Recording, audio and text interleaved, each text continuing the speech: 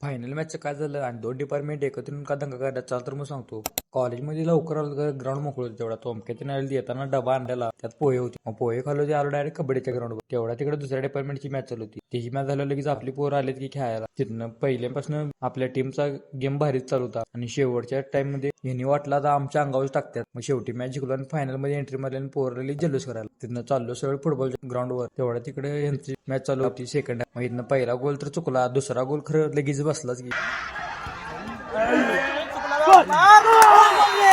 मेकॅनिकलनं 1-0 final मध्ये entry मारली. तिथनं चाललो कबड्डीच्या ग्राउंडवर. तेवढा तिकडे पहिल्या टीमची मॅच सुरू होती. महिनी काय मॅच हद्दी सोडा. मग आमची लगेच फायनल मॅच सुरू झाली मेकॅनिकल बरोबर. मेकॅनिकलनं खरं 2च्या लीडने मॅच मारली. पोरांनी कष्ट केलं पण नशिबाचा खेळ काय नव्हता. अर्धी क्रिकेटच्या ग्राउंडवर आणि अर्धी फुटबॉलच्या ग्राउंडवर. तिने क्रिकेटच्या ग्राउंडवर आलं तर काय सगळं मोकळं होतं. तेवढ्यात फायनल मॅच सुरू झाली कारण स्पोर्ट्सचा लास्ट डे होता. शेवटी इकडे CS वाल्यांनी फायनल जिंकलीत की. तिथनं तर वर आपल्याकडे खो खोची मॅच होती. इकडे खो खोची मॅच पण आपण आज पोरांचं काय नशीब नव्हतं त्यामुळे ही पण मॅच हरली. मग तवर इकडे मेकॅनिकल आणि CS ची मॅच सुरू होती. तर या भावाने एकट्याने सगळ्यांनी शेवटपर्यंत पळवला. खरं भाव काय आवड झाला ना. शेवटी मेकॅनिकल वाल्यांनी फायनल जिंकलीत आणि आपल्या डिपार्टमेंटची पोरं आणि मेकॅनिकलची पोरं एकत्र येऊन जल्लोष करायला. आणि ह्या दिवसांनी शिकवलं आम्हाला की कष्टासंग नशीब पण लागते. चला तर मग भेटू आता पुढच्या व्हिडिओमध्ये.